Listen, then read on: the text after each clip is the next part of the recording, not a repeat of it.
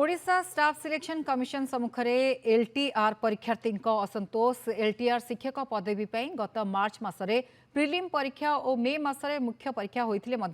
एजाए मुख्य परीक्षा उत्तीर्ण परीक्षार्थी डॉक्यूमेंट वेरिफिकेशन करा जाय नाही, जाहाको ने लक्षाधिक आशायी और परीक्षार्थी बारंबार दौड़ी दौड़ी शेष आंदोलन पर प्रस्तुत होती जाणीशुणी परीक्षा प्रक्रिया को विलंबित करने सह परीक्षार्थी को बारंबार मिछ तथ्य दि जाउथवा अभियोग होईछि। आजिकाली कही मास मास समय गड़ाऊछि बोली अभियोग करछंती परीक्षार्थी। राज्यर हाईस्कूल गुड़िकरे विभिन्न विषय शिक्षक नियुक्ति पई एलटीआर परीक्षा माध्यम 6000 रु अधिक पदवी पूरण हेब। सेहीपरि ए परीक्षा प्रक्रिया शेष हेउ नथिबारु सेही संबंधी अन्यान्य परीक्षा होई पारु नथवा अभियोग होईछि। सेथिपई परीक्षार्थी माने मानसिक अवसाद मध्यकु ठेली हो जाइतबा बेले तुरंत पदक्षेप न नेले स्टाफ सिलेक्शन कमिशन सम्मुखें धारणा देबे बोली चेतावनी देछि ओडिशा हाईस्कूल शिक्षक असाई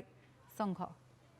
5 दिन पर बाहर करदेबू, नेक्स्ट वीक रे बाहर करदेबू, 10 दिन पर बाहर करदेबू। लास्ट पाखापाखि मसे तले आम अगस्ट 13 तारीख दिन गोटे मासिव गैदरिंग होता 600 पिलांकर गैदरिंग से कहले जे आम 3 सप्ताह भितर जो एग्जामिनेशन सरी जाइए तार डिवी लिस्ट अलरेडी बाहर करदेबू। किंतु तापर आम से हाँ गोटे विश्वास भरसा रखी पुणी रही जे एत थर हो लेट होगा आउ टे वेट कर बट तापर भी बाहरला ना माने इवन से गोटे कमिटमेंट दौरान भितर पिला डेलीगेशन टीम को डाकिक दौरान से कथा रखुना जदि भी रखुना से वेबसाइट गोटे प्रॉपर नोटिस भी दौना जे हाँ एतिक दिन पर्यंत कि इवन अनिर्दिष्ट काल पर्यंत यहाँ बाहरी पारिबनी जो पर्यंत गवर्नमेंट ऑर्डर न आसी। मुझे गोटे जिन कमिटमेंट करुँची जदि नेक्स्ट हियरिंग जोटा से आज कमिटमेंट कर जदि से किसी सॉलिड एक्शन न नेले आदि केस रियली आमको लगे प्रोग्रेसिंग होउची ये आम बसबू प्रेस मीट डक से बाहर को आसवा आ मीडिया आगे गोटे भर्बाल कमिटमेंट देवे हाँ एतिक दिन भितर प्रोसेस सॉल्व हो किसी कमिटमेंट दिंतु कि माने ए टाइम भीतर से किसी शेष करें कि केबे आमको किसी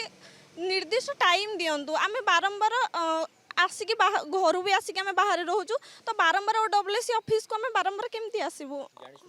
जानी शुणी हाँ योजनाबद्ध हैरान ही करते दिन सार अपेक्षा करूँ गोटे एग्जाम को 2 वर्ष हो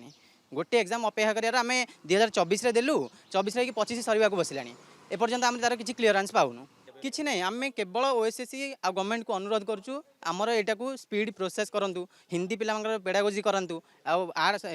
साइंस जो पीसीएम सीबीजेड रही